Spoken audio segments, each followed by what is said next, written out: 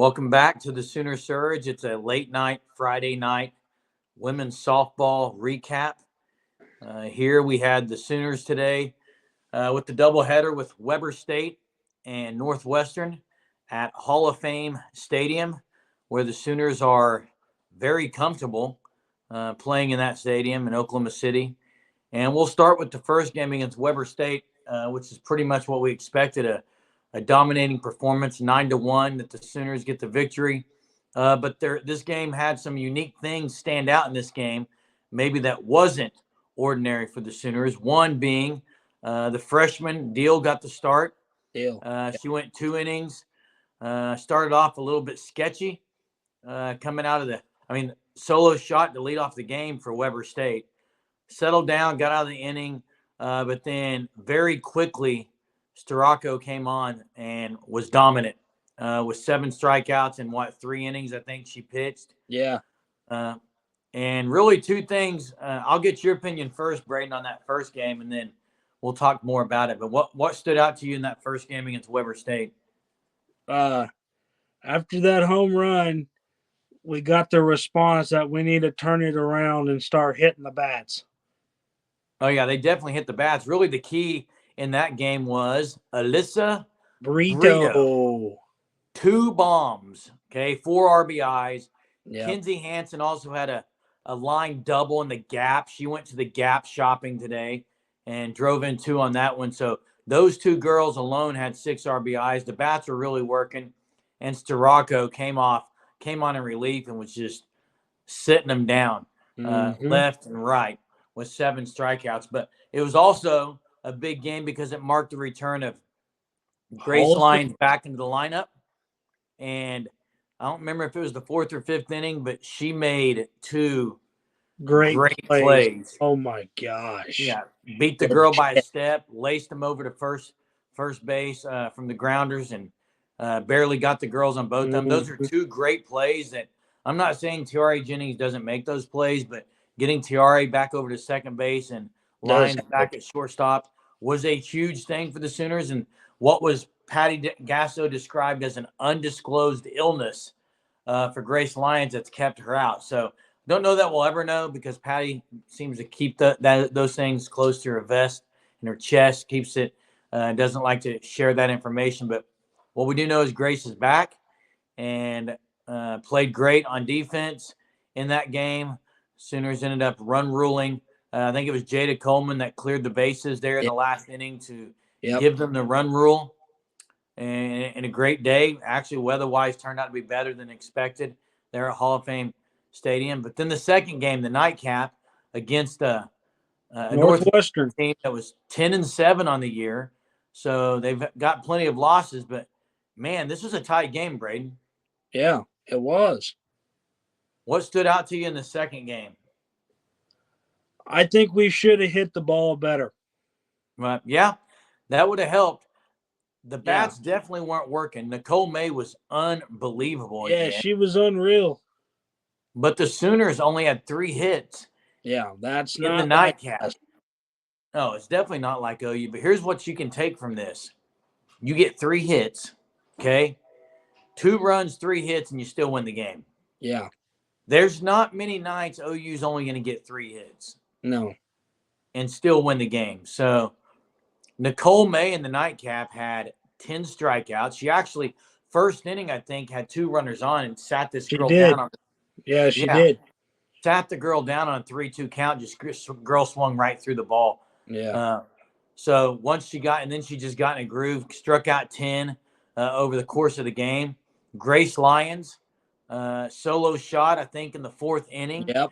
So it was great to see her send one out of the park again. And then really, I think, what was it? They tacked another one on in the last inning with a triple by Coleman. Mm-hmm. And who drove her in? Was it Jennings? It was Tiare Jennings with the sac fly. So that gave them a little insurance run. And then Nicole May allowed the solo shot in the 10th inning by the Katie girl, I think was her name. Mm-hmm. The 2-1, but then she sat the others down. So it was a good test for OU.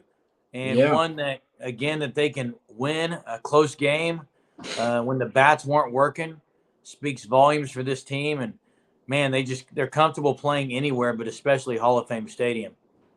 Yeah. What's on the schedule for tomorrow for the women? Tomorrow it is, Another doubleheader, right? yes, Weber State again? Yeah. Weber State and Auburn. Yeah, so Auburn's going to be the difficult one.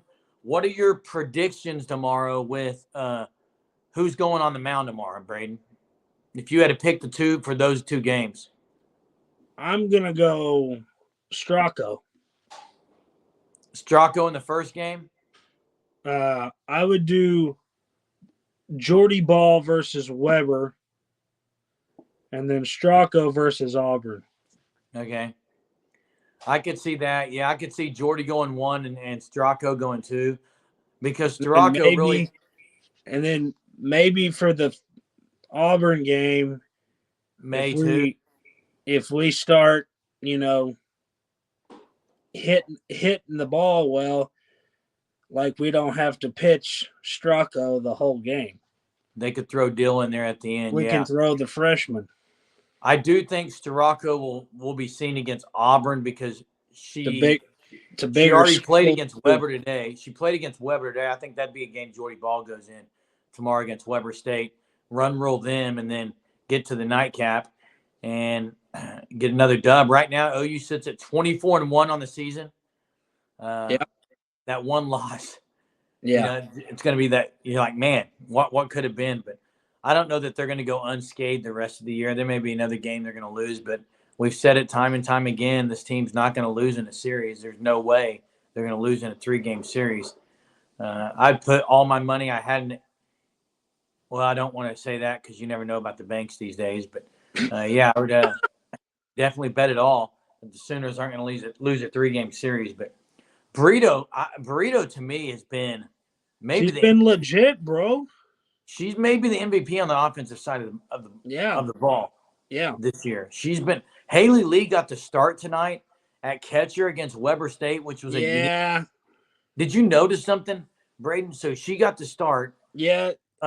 Dill didn't play – didn't come out just firing. No. And Patty Gasso did not wait to shuffle things up. It was like the third inning. She got Stracco in. She put Hanson back behind the plate. And she said, all right, let's go back. We're not messing around with this anymore. Kenzie Hansen delivered. She was great, but there was some. And Sophia Nugent got some run today out in the field. So and the bat. So Gasso worked some people in Weber State, and I actually think we'll see that again tomorrow. If I'm her, I could see her sitting Hanson maybe a little bit tomorrow in the first game of the doubleheader. Yeah, she'll probably rest her, and then probably do Sophia. Yeah, that's what I'm thinking maybe as well. But if it gets close, Gasso does not play around. No. She was, and that really sparked the team. Stracco came in, struck out the side after she got in there, and that energized, and then just started pounding the ball. Bro, she don't play games. No, she doesn't play games. She don't play games. No, it's in Gasso we trust. Yeah. Oh, yeah. KD, she's a freshman, but she can learn from mistakes. Oh, yeah, and she didn't pitch badly. She didn't pitch bad. But she definitely didn't have her A game, and Gasso's got enough in the arsenal and the ammunition and the weaponry that she doesn't need to throw someone out there who's struggling. But if I was Gasso against Weber State tonight, put Hanson on the plate, and then let the freshman pitch to her. Yeah, that could be something different because she pitched to Haley Lee instead of Hanson. And I know in Major League Baseball, the battery, the pitcher and catcher, it makes a difference kind of who's catching. Not sure that's the case as much in softball because most of the calls and signals are coming exactly from Gasso or what's the pitching coach's name? Rocha. Yeah. I think, she's probably calling all the shots, but Major League Baseball is a little different.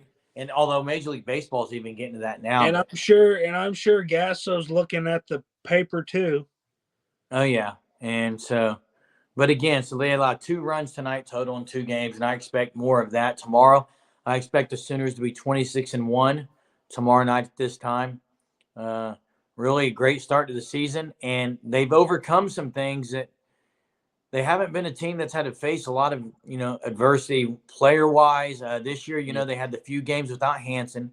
They've had the games without Lyons. Two of their heart and soul leaders have been gone. They've still only got one loss on the season. So, Gasso, man, she just keeps throwing people out there. She's unreal. The system she's got. But what impressed me was having Grace Lyon back, having her back. For sure. She's legit. Typical plays look routine. Yeah. You can't stop her. No, and then to see her get the stick working too was great. Jada Coleman's starting to turn it around a little bit she's starting to. She had 2 of the 3 hits in the last game. With, like I said, only getting 3 hits is shocking, but still win the game. So yeah, 24-1. Look to be 26-1 tomorrow night. If you're there, if you're around there, check it out. Go to the Hall of Fame Stadium, check out the girls in action. But we'll probably be back on tomorrow to do another post game of the doubleheader tomorrow night. But yep, thanks for joining us. Remember to subscribe to our channel, our YouTube channel, and also the Soul Sports Network. We will be having some OU softball articles on that website coming soon. So we'll see you guys tomorrow night. Thanks for joining. Boomer. All right. See you, Jeremy. See you.